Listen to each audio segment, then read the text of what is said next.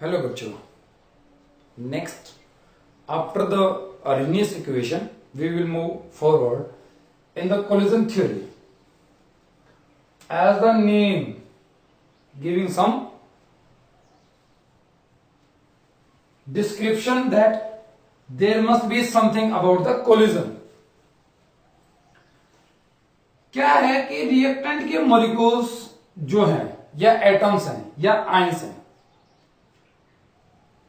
उन रिएक्टेंट के मॉलिक्यूल्स के बीच में, एटम्स के बीच में या आयंस के बीच में कोलिजन सबसे पहली कंडीशन है.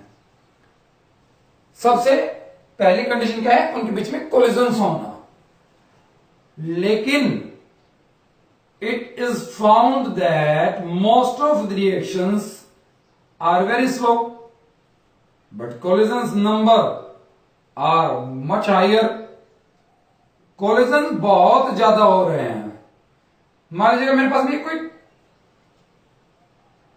सिस्टम है और इस सिस्टम का कोई वॉल्यूम है मेरे पास में 1 cc 1 सेंटीमीटर क्यूब, और 1 सेकंड में जितने टोटल नंबर ऑफ कोलिजन्स होंगे, जो टोटल नंबर ऑफ कोलिजन्स होंगे उनको क्या कहूंगा मैं? कोलिजन फ्रीक्वेंसी बोलूंगा, जिसको मैं Z से रिप्रेजेंट करता हूं. ए भी कोई रिएक्टिंग मॉलिक्यूल है हमारे पास में, तो क्या collision frequency of A B molecules are Z, and that is क्या है वो? 1 सेकेंड 1 cc में 1 सेकेंड में जितने नंबर ऑफ द कोलिजन्स होंगे उसी को कोलिजन फ्रीक्वेंसी में कहूंगा. लेकिन बच्चों दिक्कत कहां है कि मोस्ट ऑफ रिएक्शन का ये कोलिजन फ्रीक्वेंसी बहुत ज्यादा है. मोस्ट ऑफ रिएक्शन का ये कोलिजन फ्रीक्वेंसी बहुत ज्यादा है, लेकिन रिएक्शन का रेट बहुत स्लो है. मैक्सवेल एंड बोल्ट्जमैन ने क्या कहा कि it is very difficult to calculate precisely the activation energy of the molecule, because at every time the kinetic energy of molecule changes.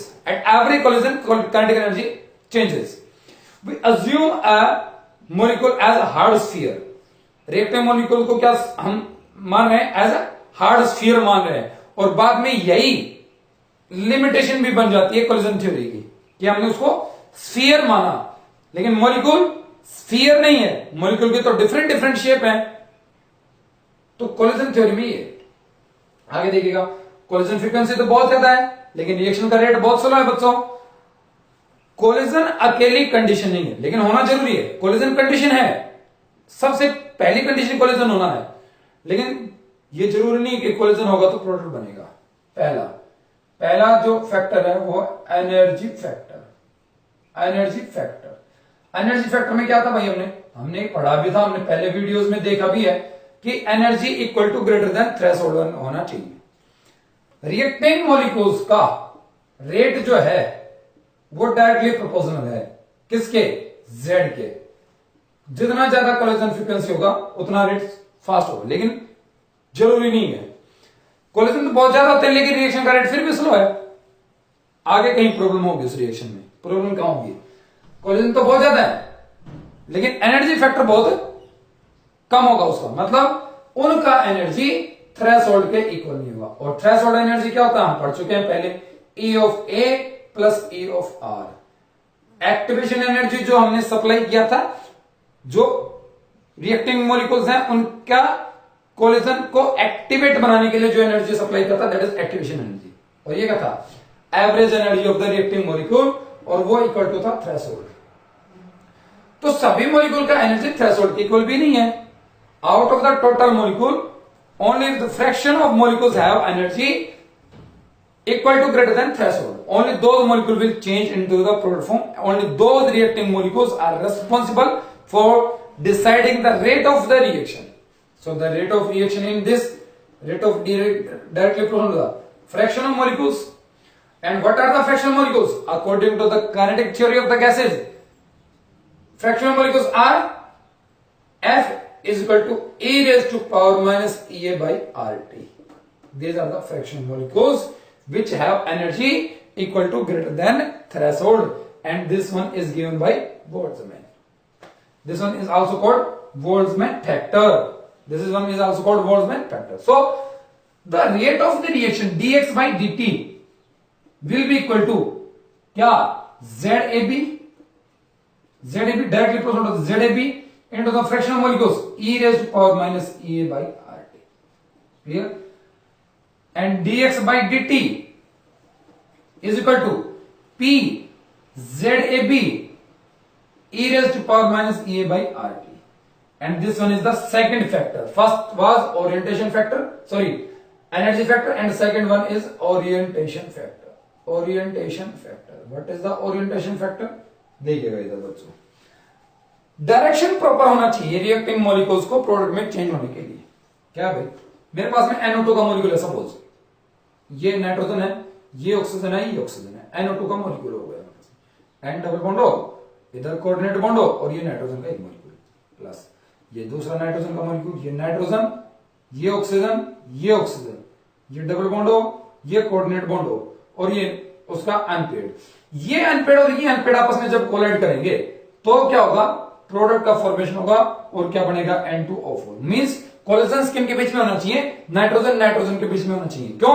क्योंकि इसके पास में भी अनपेड है, इसके पास में भी अनपेड है। अनपेड अनपेड जब शेयरिंग करेगा तब बॉन्ड बनेगा, N2O4 बनेगा।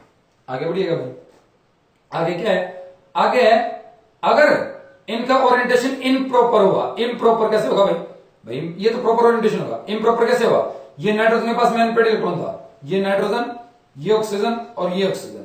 अब ये क्या है, इधर नाइट्रोजन, ये ऑक्सीजन और ये ऑक्सीजन, अनपेड इधर है, इसकी लोब इधर है, इसकी लोब इधर है, ये इधर डबल बॉन्ड हो और ये इधर कोऑर्डिनेट बॉन्ड हो।